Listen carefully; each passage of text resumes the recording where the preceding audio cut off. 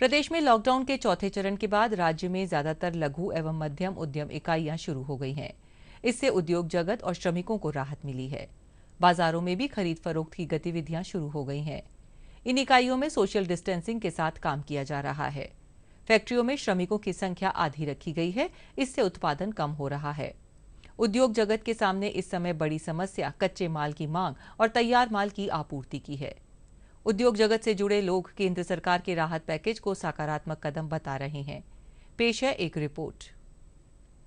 Industrial area है, हमारे साथ मौजूद हैं एक आइसक्रीम फैक्ट्री के मालिक ओम प्रकाश जी। लॉकडाउन 4 के बाद फैक्ट्री में काम बहुत धीरे धीरे गति से शुरू हुआ है। करीब करीब ये मान के चलें कि 25% से 30% लेबर ही फैक्ट्री पे पहुंच पाई है, और उसमें भी फिर जो सोशल डिस्टेंसिंग का पालन करना है, सैनिटाइजेशन का पालन करना है, तो उससे जो वर्क है वो बहुत ज़्यादा बढ़ गया है। तो काम की जो स्पीड है वो बहुत स्लो है। अभी जोन्स ऐसे हैं जहाँ पे अभी तक रेड जोन्स हैं, तो उसकी वजह से कच्चा माल है, जैसे दिल्ली से माल आना है, तो कई फैक्ट्रियाँ अभी सप्लाई करने की पोजीशन में नहीं है क्योंकि वहाँ पे लेबर नहीं पहुँची है।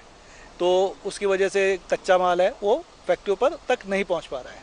MSME के बारे में गवर्नमेंट ने सोचा है, लेकिन इसके साथ जो डिस्क्रिशनरी पावर्स बैंकों को दी गई है उसको थोड़ा सा इग्नोर करना चाहिए था, और ये कहना चाहिए था कि बैंक्स अभी भी फाइनेंशियल पोजीशंस देख के लोन बांटने की बात कर रहे हैं।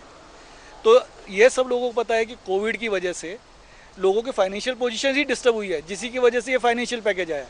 लेकिन बैंक इस चीज़ को इग्नोर करके और अभी भी उसी तरह से काम करना चाह रहे हैं जो पहले करते थे। प्रवासी मजदूर चले गए, उससे तो यहाँ तो लेबर प्रॉब्लम हो ही गई। जो यहाँ पे प्रवासी है उसके लिए भी सरकार ने एक लगा रखा है कि आप 50% लेबर से ही फैक्ट्री में काम करा सकते हैं। उससे भी हमारे को बड़ी समस्या हो रही है कि 50% में 10% तो एब्सेंटीज़म चलती है, तो वो 40% ही रहती है।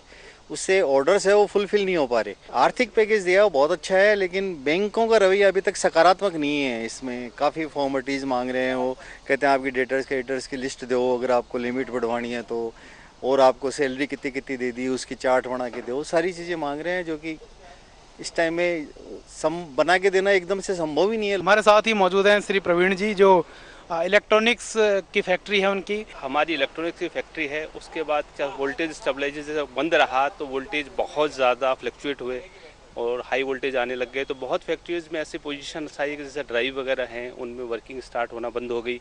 मतलब इलेक्ट्रिकल प्रॉब्लम्स बहुत ज़्यादा क्रिएट हो गई। तो हर फैक्ट्री को जब स्टार्ट करना पड़ा है, क्योंकि हमारा ऑटोमेशन का भी वर्क है, तो ऑटोमेशन की वजह से ये देखो करीब जितने भी फैक्ट्रियाँ हैं उनमें सभी के अंदर बंद होने की वजह से पावर प्रॉब्लम्स बहुत ज़्यादा आई है। और रिपेयरिंग वर्क बहुत ज़्यादा बढ़ गया है, और अभी वर्कर्स भी अवेलेबल नहीं है। तो वर्कर्स की जैसे जैसे आते जा रहे हैं काम थोड़ा थोड़ा स्टार्ट होता जा रहा है। लॉकडाउन 4 के बाद धीरे धीरे काम काज शुरू हुआ है। मजदूर आ रहे हैं, प्रवासी भी काम, जो कारीगर हैं वो काम कर रहे हैं।